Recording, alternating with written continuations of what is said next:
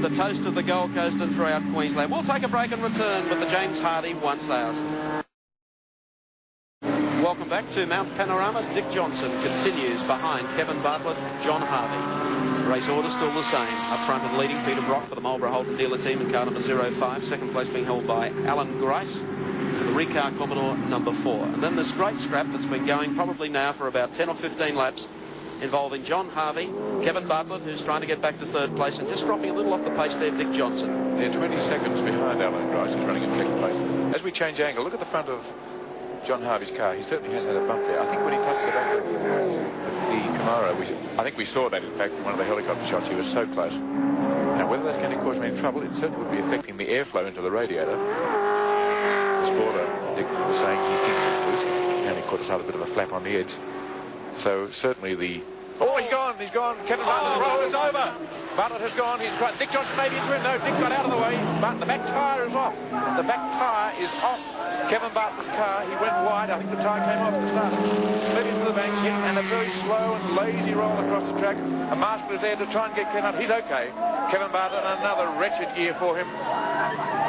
He's looking to see the tyre, saying, what caused it? That's it. That's what caused it, he says. He's happy. He's not happy what's happened, but at least he knows what went wrong, because he just lost the car suddenly coming up the circuit in that desperate dash with John Harvey. And Dick Johnson did miraculous things to avoid him. He saw the car going, went to precisely the right place, got out of the way. Let's watch it again now. You see him going wide. He's coming close. Now he's gone. Yes, it's a flat tyre.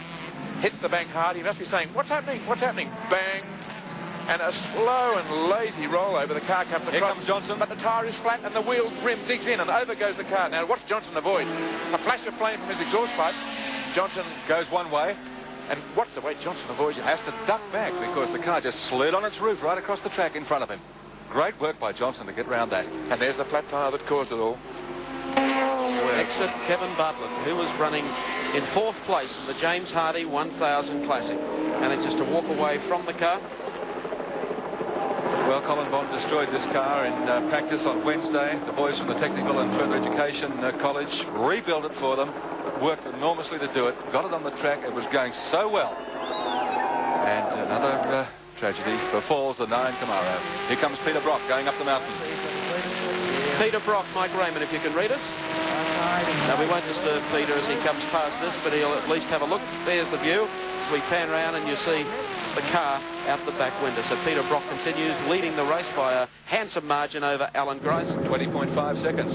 And you may just have There's noticed... Colin Bond. Oh, disappointed Says Colin. it all. Yes. Colin, of course, who wound up in that practice incident earlier in the week. The car was almost destroyed in that, and a lot of people spent many, many hours getting it back on the starting lineup. And Kevin was doing so well. He was so competitive in against the Commodores.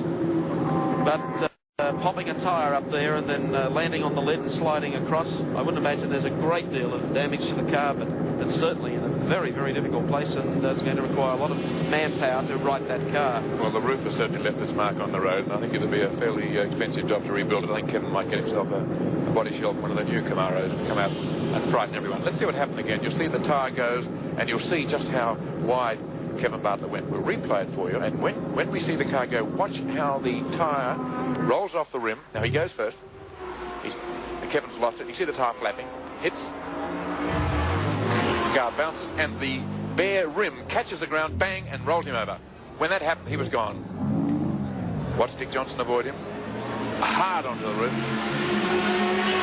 Bits of trim coming off the car, and the car slides on this roof and its bonnet into the fence, and Johnson slips by. Roll cage inside the car doing its job. And you'll see Kevin Bartlett get out of the car to see what was wrong. And the man who took that position, the cameraman, he was very close to the scene. I reckon he'd still be taking deep breaths from those few seconds of action that came straight towards him. Well, exit Kevin Bartlett. And what a disappointment. It was up near this part of the circuit that Colin Bond, driving his car on Wednesday, had part of the front suspension brake and went into the fence. Now Kevin Bartlett has done it only a matter of 400 metres before that point, and the car is out of the race off course.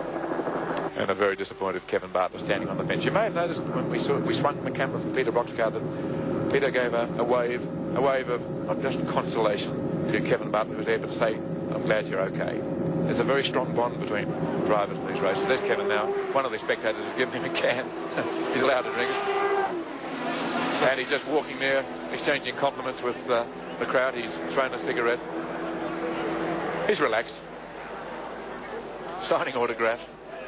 The people's favourite. The professional racing driver. You know, I feel like 100 years of age. I gave Kevin his first works drive back in the early 60s, in, of all things, here at Bathurst, a Morris Mini Deluxe. Who can remember that car?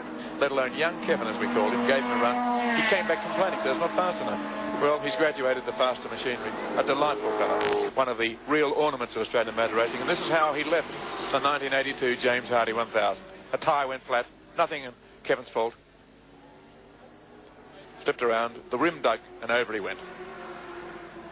Well, following the Bartlett incident, 39 cars running in the race after that accident.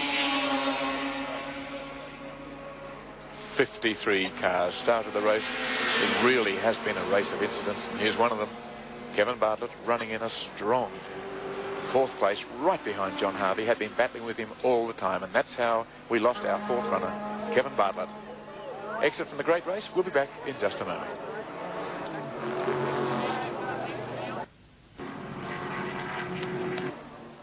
I'm with Colin Bond, driver of the 9 Camaro, with Kevin Bartlett, who has just had an accident. Did you see it on the television, Colin? The accident? Yes, I did. Okay, we're going to have it up here again in a moment. I was told by Kevin that the car, had it been taken to a regular body shop after your accident earlier this week, would have been called a total wreck. Was the car race-worthy when the race started today? I'd say the car was back to about 99% race-worthy, actually. The boys have done a fabulous job.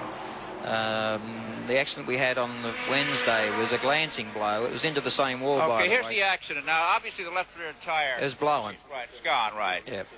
It's a good, solid hit there. Right. It's just unlucky now that the front clips the wall again and goes up the wall, because it could have easily spun around. Right. And not that we get the car roadworthy today, I think, but it'd be easy to repair. I think that particular crunch there will be... it's a very second-hand car, I can say that now. All right, now what kind of a ride did Kevin have inside that thing? Well, it happens that quick, you don't really know, and particularly when you're upside down, all you can see is road and darkness, and you're waiting for something else to happen, like the crunch is about to happen now. Yeah. And then you finally realise you've stopped, and once you've stopped, you can then think about getting out. But I'd say that the tyre's gone flat because of debris on the road. There's all the earthen banks around here. It's like something that Dick got before. He got a bigger rock and it just destroyed the front suspension. Okay, Colin, the cost of the crash earlier this week and this accident, what are we talking about in dollars and cents, what Bathurst is costing your team this year? I'd hate to think, actually, Chris, although I must say that it's probably been done the most economical way possible, because there are a group of guys here from, I think, Wollongong Tech and Wagga Tech and that, and they've done a fabulous job. And, I mean, they do it for nothing, basically. They come up here because they love to see the cars race, and if anything gets damaged, they try and get it going again. And with their assistance and our own guys' assistants who are here all week, that side of it, I mean, if you had to take them to a body shop and ask them to fix it for you, it'd probably cost about 10 grand, I'd say. Well, Colin, thanks for coming by. Better luck next time. And okay, back to the box. Thank you, Chris, and a great scrap going on. A little bit down the field between Peter Jansen, who's come second on many occasions here in car 3, and Warren Cullen, just in front of him in car 22. Warren qualified better than Peter Jansen. In fact, he was just outside the top 10 in practice earlier in the week on Friday. It was Warren Cullen, of course, that had Alan Jones with him last year, and the car would not go at all. It's nice to see that he's doing a lot better this time around. Peter Jansen qualified